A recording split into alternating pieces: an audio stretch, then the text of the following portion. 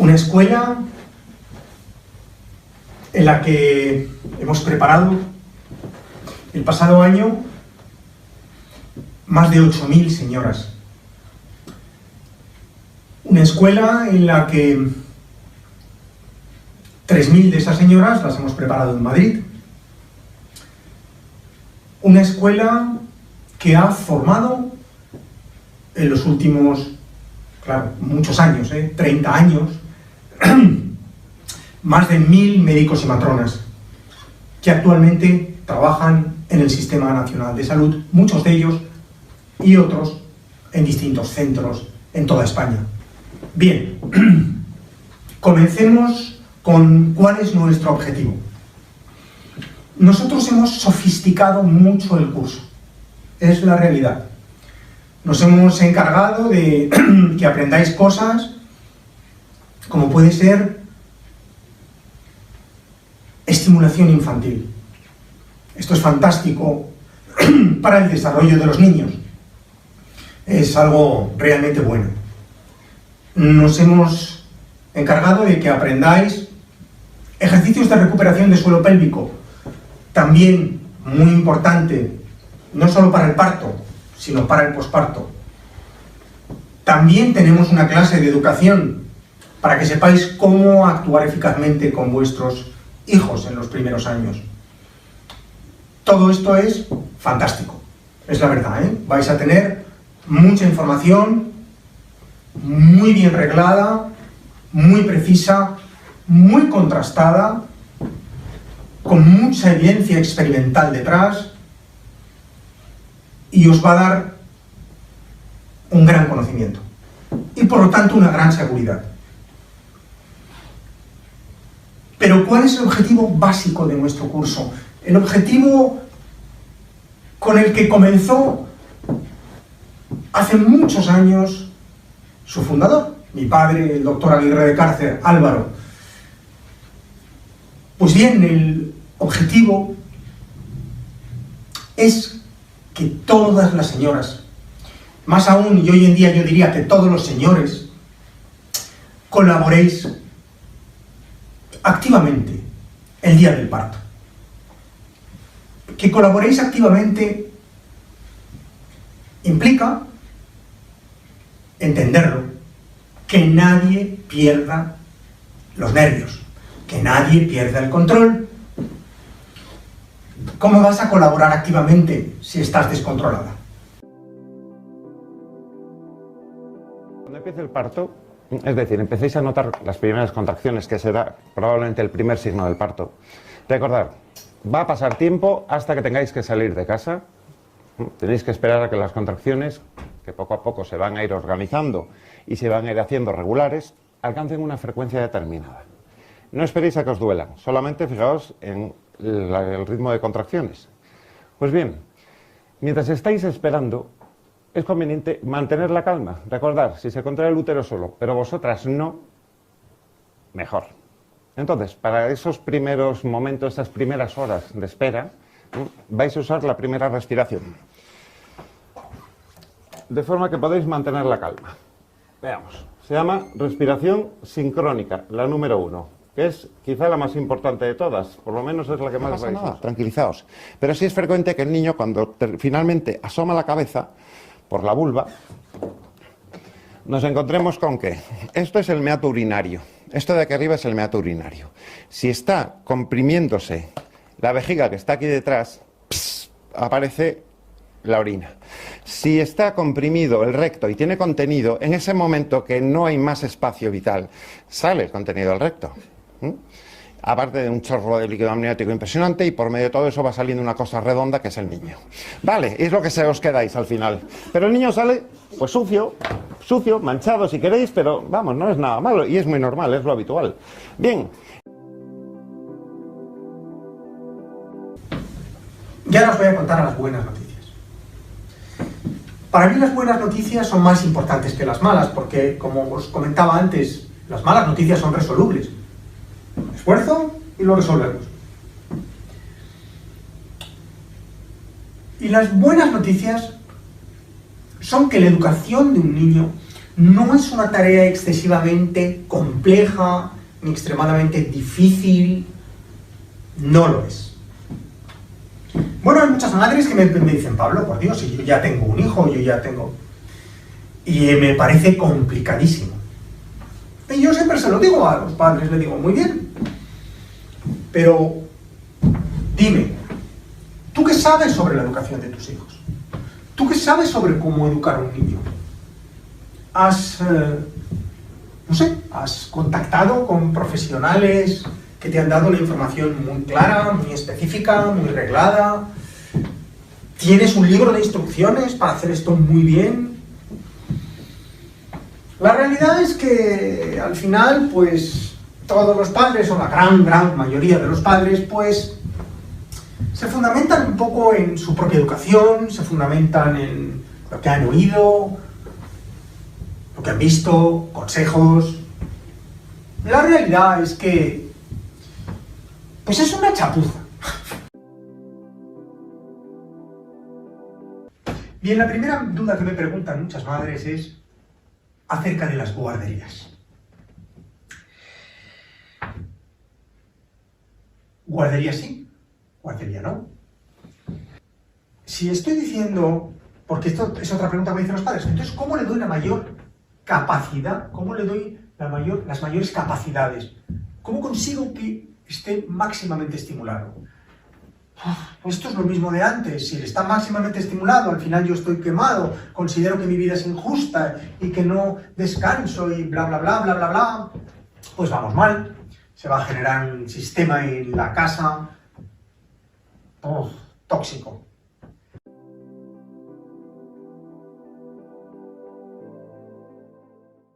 El famoso goteo, el temido famoso goteo, que me ponen goteo, no me ponen goteo. Pues el famoso goteo se utiliza porque es útil. Cuando no hay que poner oxitocina es útil, ¿por qué? Porque con esos sueros se hidrata los tejidos, disminuyendo la sed, aporta energía, pues se ponen sueros glucosados y permite fácilmente la medicación intravenosa si es necesario, ¿vale?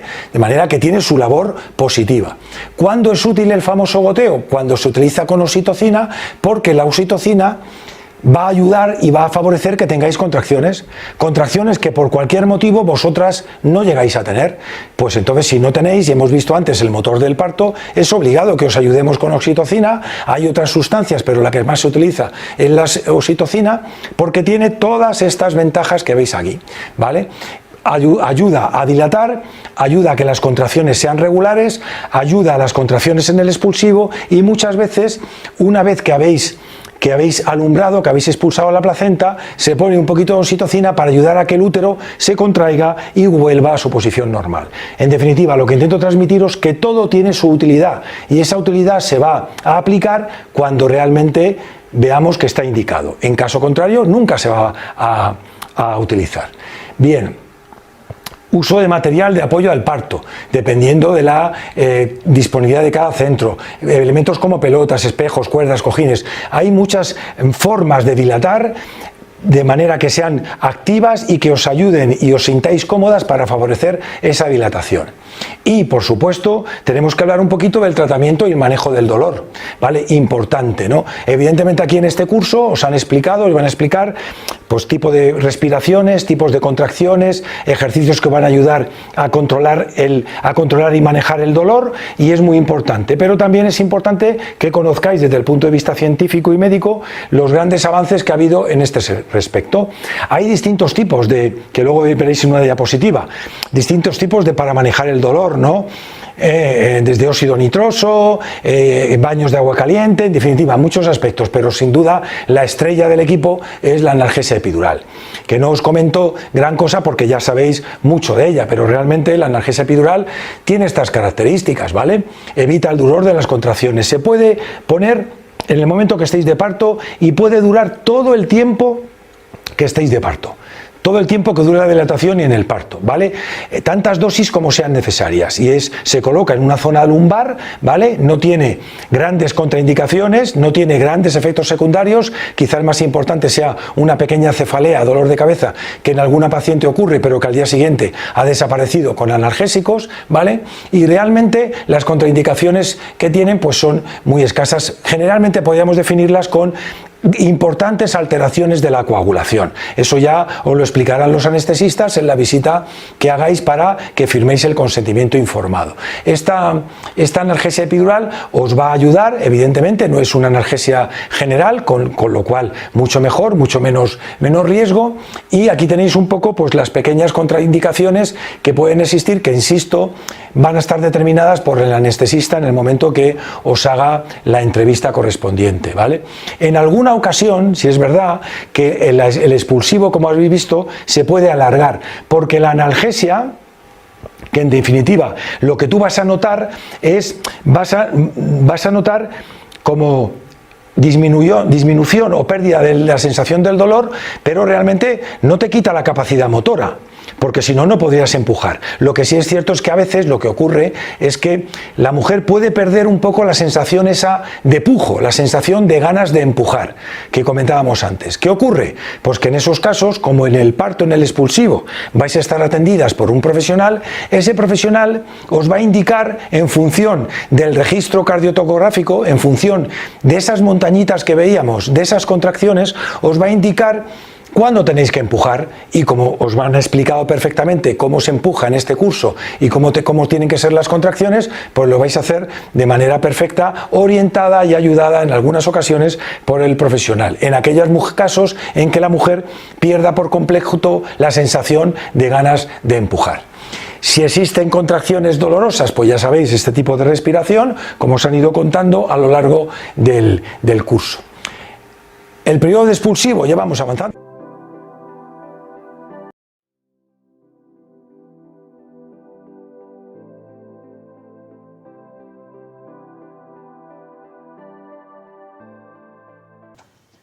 Si la ictericia, si la coloración amarillenta se produjese más temprano, al poquito de nacer, como está en la clínica, se investigarán las causas, porque entonces no lo consideramos fisiológico, es decir, producido por algo que es normal. Cuando la ictericia se produce muy tempranamente suele ser debido a algún problema. Pero bueno, estamos hablando de situaciones normales, con lo cual se controlará el color, que a partir de las 48 horas puede empezar a tomar un poquito de tono amarillento. Los papás no tienen que hacer nada si el pediatra, al irse de alta, les indica que si ya empieza a tener un poquito de coloración amarillenta, así será ponerle un poquito a la luz a través de la ventana, a la luz solar, o sea, no le tiene que dar la luz solar directamente, pero sí que le entre un poquito la luz, porque esos rayos ultravioleta le ayudan y le benefician para eliminar esta y degradar esta bilirrubina.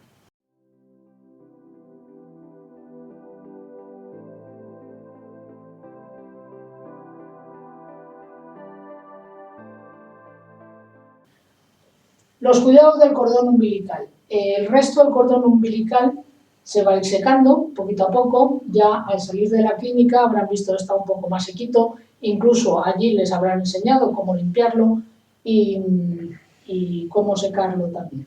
Entonces, hay que limpiarlo simplemente con agua y jabón.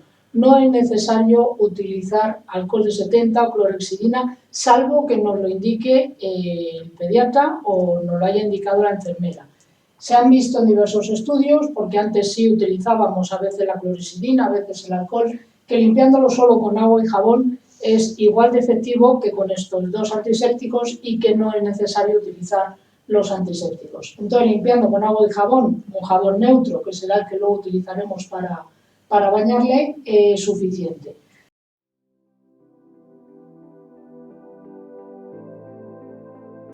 El azúcar tampoco es conveniente, sobre todo, desde luego, en exceso, nunca.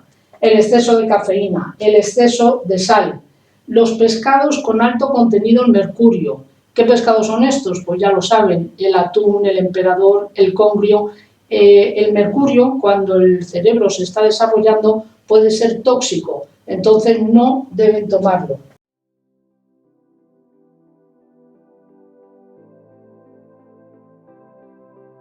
Primer punto, las embarazadas deben recibir la vacuna frente a tosferina entre la semana 28 y 32 para proteger al recién nacido. Se lo dirá su ginecólogo, su matrona, pero por favor vacúnense. Los padres deben vacunar a sus hijos según el calendario oficial.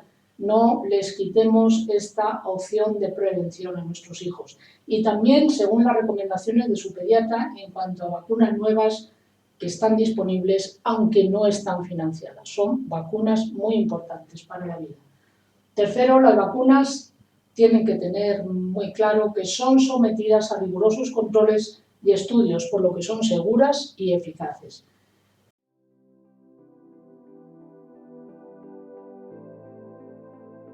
Es capaz de andar por sí solo y si no ha empezado todavía, empezará en breve y por lo tanto él cada vez se ve pues, como más mayor. Quiere actuar como un mayor ya. A lo largo de este primer año va viendo cómo actúan sus padres, quiere imitarles, entonces pues cada vez lógicamente él quiere ser como ellos.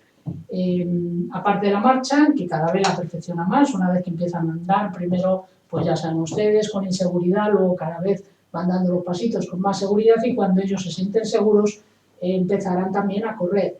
En la marcha independiente ellos encuentran su momento, o sea, cuando un niño que está haciendo una marcha con apoyo, como les decía hace un momentito, y llega un momento en que él se siente seguro y se suelta y da sus primeros pasos, eso es algo que tiene que decidir él. Nosotros le podemos ayudar, a estimular, pero él tiene que encontrar su punto de equilibrio y sobre todo su seguridad. Y ahí va a ser cuando sea capaz de soltar ese apoyo y dar sus primeros pasos de forma independiente.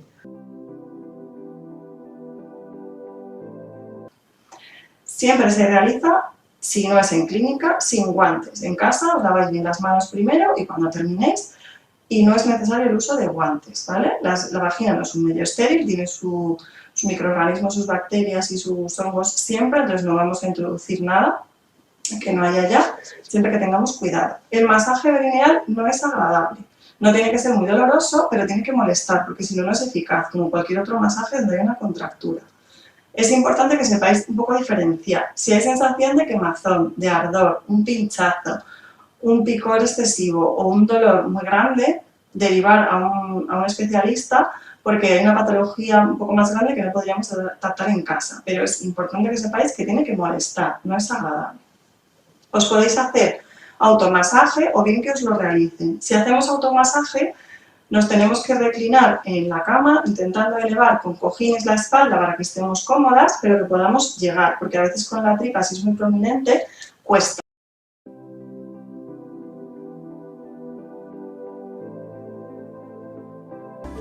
Y el último ejercicio que haríamos en esta posición es para dar flexibilidad a la columna.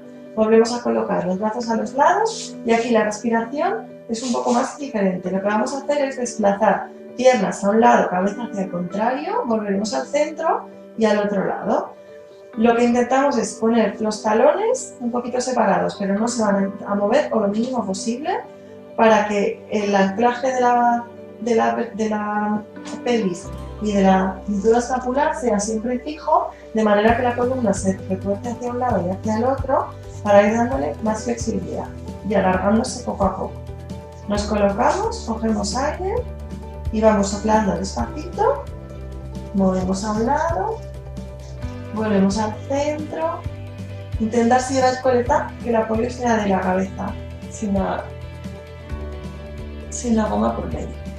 Volvemos al centro, siempre se elevará un poquito la parte superior de la pelvis que quede arriba, pero en ningún momento despegamos la otra hemipelvis del suelo, solo de la mitad hacia arriba, de la mitad hacia abajo, siempre apoyada. Si no podemos, lo que no vamos a hacer es continuar, entonces despegaríamos toda la espalda.